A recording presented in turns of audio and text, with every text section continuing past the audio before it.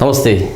Welcome to the special episode of our talk show MTV Sambad. Today we have a special guest, Mr. Kumaraj Kamal. He is a literary figure and a lecturer. He has written so many poems and published on different papers. Not being late, let's welcome him. Welcome, sir. Thank you, Dinesh, for giving me this honor. I think you are busy in teaching and writing literature as well. Yes? Yes, right.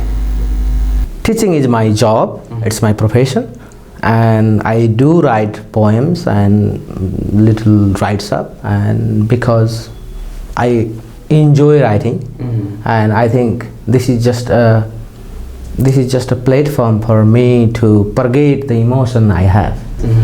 That's how I see it. You have written poems in both languages, English and Nepali. Which language particularly gives you more interest in writing? Well, I think it is very easy for me to write any creative writings in Nepali language because it's my mother tongue. But because I was a student of literature and I do teach English, I thought I should write poems in English so that it gives a little message to the readers and audience away from Nepal, not only the readers of Nepal's or audiences here, because I think this is important in the sense that Nepali literature is not that weak. The problem is we don't have reach to the vast audience, and it is only possible through English language. Mostly we think that literature links the society and people as well, and there are different opinions about literature. How do you define literature? Well, I mean, literature, for me, it is about writing the experiences that I have gone through, or the experiences that I have seen other people have gone through. So most of my writings reflect the real aspect of the society. But I'm not saying that I do not incorporate a little bit of imagination in that. So it is. I think it is both. Can it be said a mirror of society? It can be. In many cases it is, because whatever we have written, the source of that creation is obviously the people, the culture, the language, the society. We can't create anything from the vacuum. That means including it, you would like to focus on imagination, and that the matters that you have included in your poetry are particularly related to nature and love and equality. Is it? Yes, I often write about women suffering, love, as you said, little bit about identity, politics, religion. These are the common themes I exploit in poetry. Now I would like to listen one poem from you. Okay, so no problem. I have got one poem here. Let me just read it. Okay, the first one here is "Excuse me, squeeze me." Okay, and this poem was featured in the Muse India.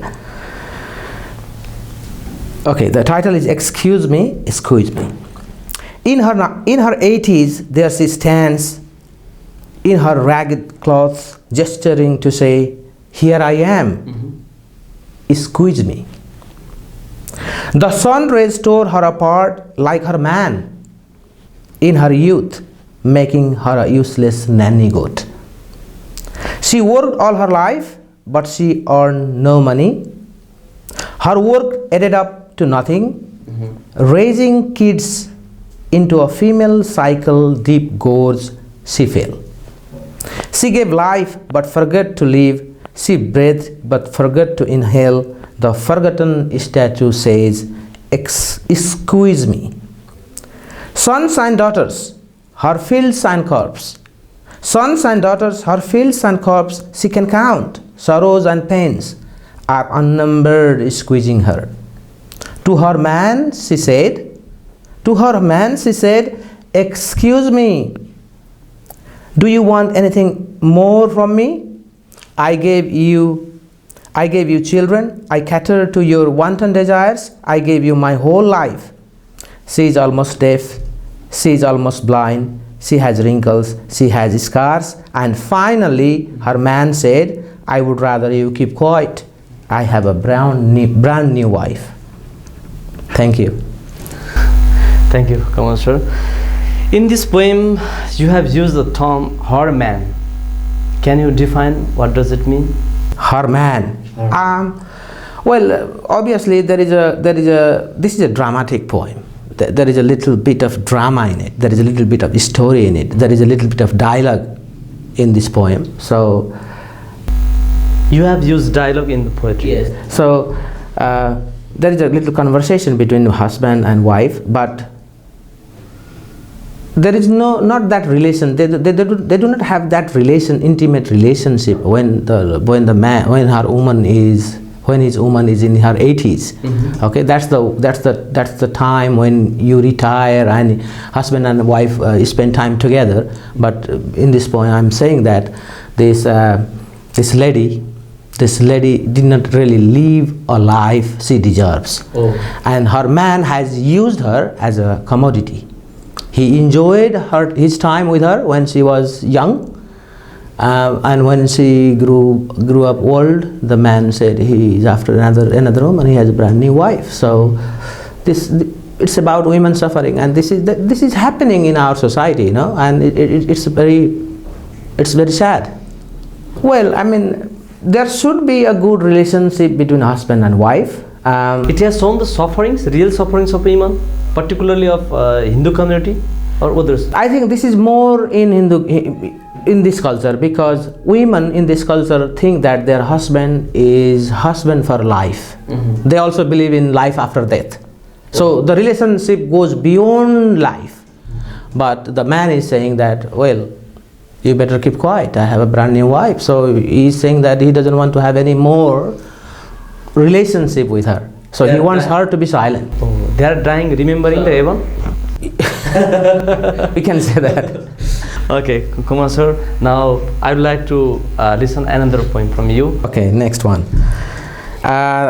We can now, well, I have written another poem about issue of migration, what migration has done. Migration is not a bad thing. It is a really nice thing. When people move from one place to another, people see new things, they learn new things.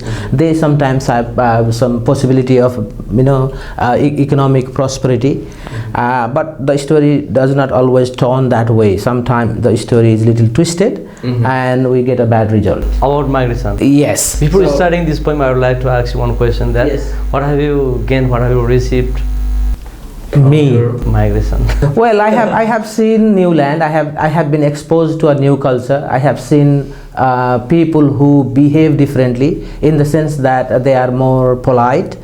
I'm not saying that people here are not helpful, but people there, I think, they try to see things from your perspective. Sometimes they walk in your shoes. Does it resemble with your personal experience? Yes, it does. It does, and this poem, I think, is a voice, in general, about the people who go overseas to fulfill their dreams. They have different dreams, and sometimes the dreams not come true. Okay. Please go. Okay, the title of this poem is "Assassination of Dreams," and this poem was featured in the Gorkha Times on March 30th, 2021. Thus is the plight. Vibrant wedded youths march towards foreign lands like a colony of ants for a dream of contentment, setting fires to the domestic dreams. World is hot like drought-spit land, despises desperately downpour of memories, utterly unable to uphold delusion of laden brains. Wives in fountain fill pitchers with dreams of reunion, until rolled tears splash tranquil waters like hailstones in a lake. waiting pillows when the world is asleep.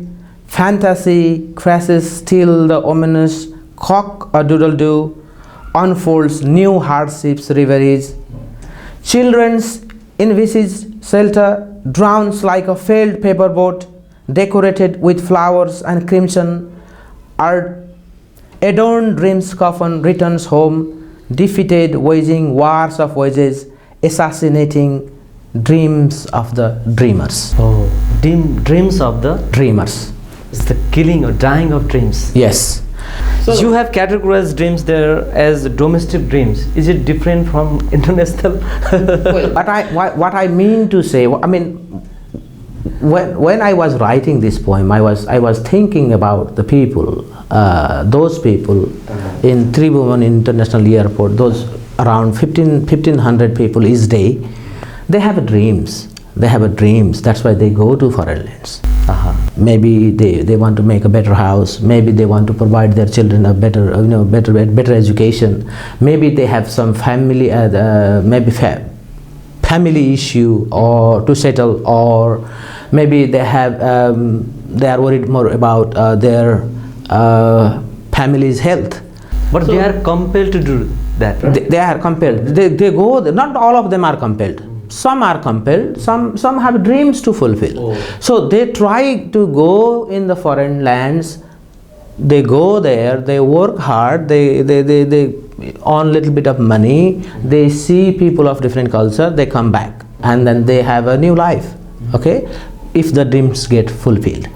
But we have seen that mostly in the Gulf nations, the life of the workers, the life working condition is not that great. They do not have enough protective equipment. They do not have enough rules and regulations in the workplace. Maybe they do not have enough information to work in that environment, and the tragedy happens, so some are losing hands, some are losing limbs, some die working there. So I think I was referring to this in this poem.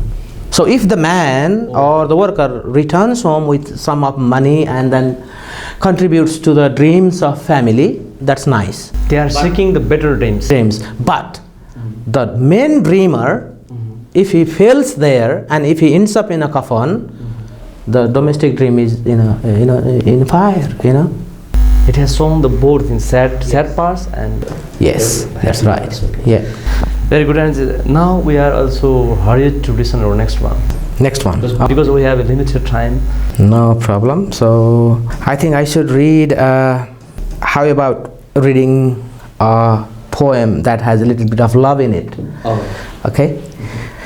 Okay. The next one is Carpe Diem Lady, and this poem was featured in Indian periodical in April 2021. Thy youth is feeble. Thy youth is feeble, so is transient. For heaven's sake, let it not rot or clot. Prohibit treacherous future's time plot. Instead, throw wet kisses and grow valiant. Waters of the torrent's river, clean and pure. Waters of the torrent's river, clean and pure. None wants to see stagnated. Dazzling physique soon be cremated. Hard autumn follows spring leaves. Nature is so sure.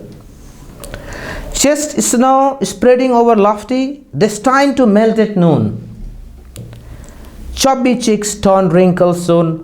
Oh, old perturbed, honors desires probity. Pearl teeth smile kindles red fire. Pearl teeth smile kindles red fire. None could resist moral chain. Like a tree in a blaze, like a tree in a blaze, watching you when thou narrow place pipe, all debauchery in pyre. Coral lips pushing bounds, come closer, rest on mine. Coral lips pushing bounds, come closer, rest on mine. Turn deaf to old, set free the line, anoint my deep wounds. Under the lips evoking rhapsody. Under the lips evoking rhapsody, mingled into one, drift we alight. Queen's craving a commencement flight, erotic rollover, be canonized lady. Okay, thank you. Can the nature be linked with love? What do you think?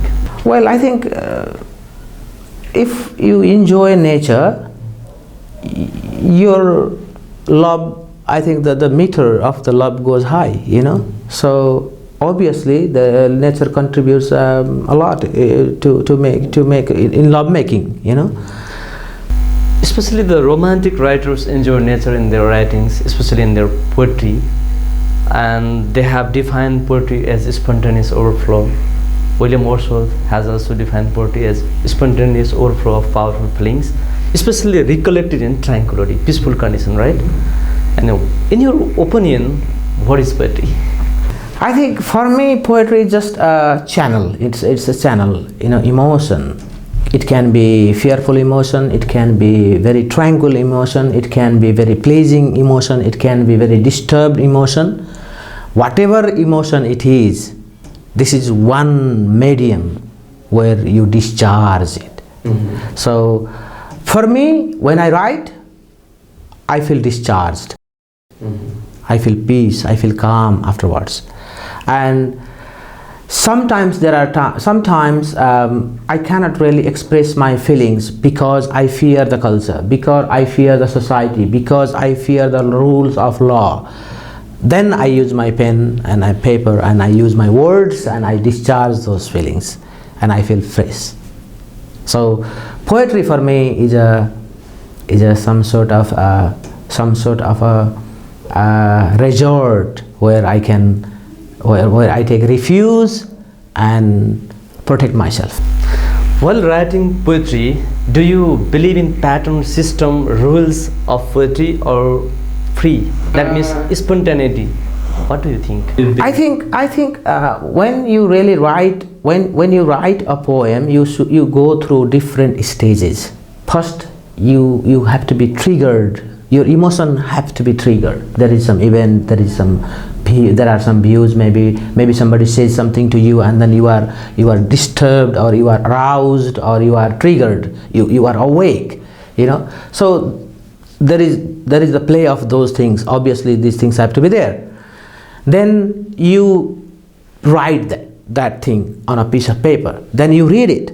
Then you maybe sometimes maybe you are happy with it. Maybe you are partly happy with it. Maybe you want some addition in it. So it goes through many stages for me. So if somebody says poetry is an spontaneous overflow of powerful emotion recollected in tranquility, I respect that. Mm-hmm. Because there must be some sort of emotion in you, and you should be that much comfortable so that you can write it. Mm-hmm. If you are disturbed, you can't write. So tranquility, I think, is that referring to that peaceful condition. Yes, but when you read poems of different poets, you don't always read peace. You read violence. You read sex. You read suffering. Mm-hmm. So human emotions are expressed there. Okay, and I think to be a nice poem, it has to go through many stages. So you should not be disturbed when you are writing. Then you write it, then you refine it, and you share it to the people around you. And if they think that, oh, this is nice, then you are motivated, and then you publish it. That's what I do it. So I just don't write it and then publish it. I don't do this. So I haven't written an anthology so far. I have written poems, but I haven't published any books. I think it is far better to share your creation with the people around you and to the readers, and then see how they react to it. And if they think, oh, this is damn good, then I think that's the time you collect all those materials and give it a form as an anthology. That's what I think. Okay. Thanks for giving your valuable time. Thank you very much having in this show. That's all for today. Thank you so much.